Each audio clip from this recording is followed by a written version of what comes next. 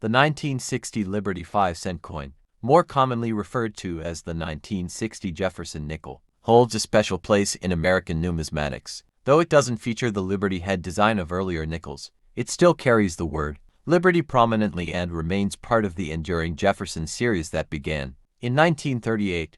Here is a detailed and long historical background on the 1960 Liberty 5-cent coin. The 1960 Liberty 5-cent coin is part of the Jefferson nickel series, which started in 1938 and continues to this day, with various design modifications. The 1960 issue maintains the original design by Felix Schlag, a German-American sculptor, features a left-facing portrait of Thomas Jefferson, the third president of the United States. Along the left rim is the word "In God We Trust," and on the right side are the words "Liberty" and the year 1960, separated by a small 5-pointed star. Displays Jefferson's iconic home, Monticello, with the inscriptions "E Pluribus Unum" on top Monticello in the center and 5 cents and United States of America below.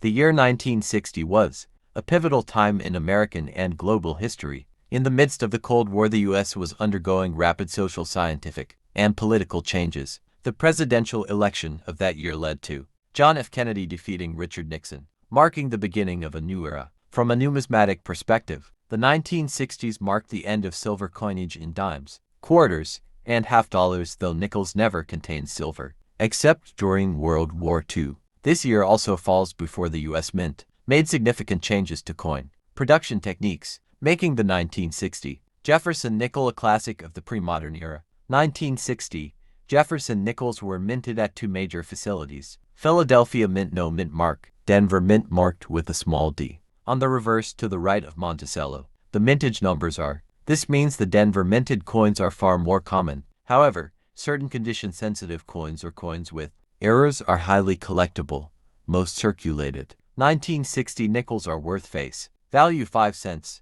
However, collectors prize coins in uncirculated condition MS65 or higher, and those with full steps FS on Monticello's base, which indicates a strong, clear strike. Exceptional high-grade examples graded MS67 or higher by PCGS or NGC can fetch hundreds of dollars, especially if they have full steps.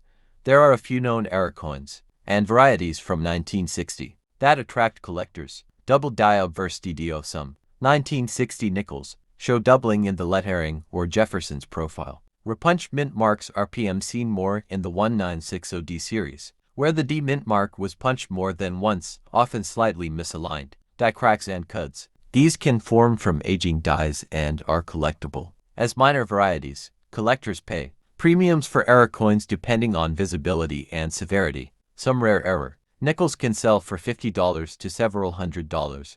Condition plays a vital role in a coin's value. The Jefferson nickel replaced the Buffalo nickel in 1938 after a 25-year run. The U.S. Mint held a competition to select a new design, and Felix Schlag's portrait of Thomas Jefferson and Monticello was chosen. This design honored one of America's founding fathers and authors of the Declaration of Independence. Felix Schlag was a German immigrant who had arrived in the U.S. just a few years before winning the nickel design competition. His original Monticello design was rejected and had to be modified significantly. Nonetheless, his work would go on to appear on billions of coins. The Jefferson nickel design became one of the longest-running U.S. coin designs. From 1938 until 2003, Schlag's work appeared virtually unchanged on every 5-cent piece, making coins like the 1960 issue part of an iconic American legacy. 1960 marked the end of the Eisenhower era and the beginning of a new chapter with John F. Kennedy's election.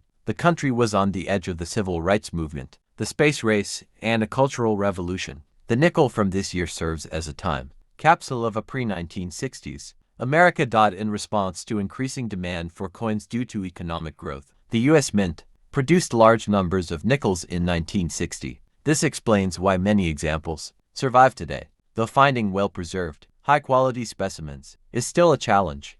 Jefferson's portrait on the obverse and his home, Monticello, on the reverse, represent American ideals, democracy, freedom, and innovation. These symbols were particularly significant during the Cold War era, as the U.S. sought to assert its values on the global stage. 1960. Minting technology had improved from the early 20th century, allowing for more consistent production. However, full steps details on Monticello still remained elusive in many strikes, making sharp examples valuable. The Jefferson nickel never contained silver, except in 1942-45 wartime nickels. It has remained popular among collectors due to design consistency, historical themes, and the occasional rare variety. The Denver Mint produced more than 3 times the number of nickels as the Philadelphia Mint in 1960. This surge was part of a broader effort to address coin shortages in the Western United States. Not all coins were struck equally. The Denver Mint had a reputation for producing nickels with weak or mushy strikes, leading to fewer full-step specimens. This adds complexity to collecting 1960D nickels. 1960, the nickel was a workhorse coin, used in vending machines, bus fares, and everyday transactions. These coins were touched by millions of Americans, giving them a deeply personal place in American life. While most 1960 nickels are common, varieties like double dies, repunched mint marks, and coins with die cracks create scarcity and excitement. Among era collectors, Monticello, featured on the reverse, was more than just Jefferson's home. It was a symbol of enlightenment. Thank you for watching. Like, share, and subscribe.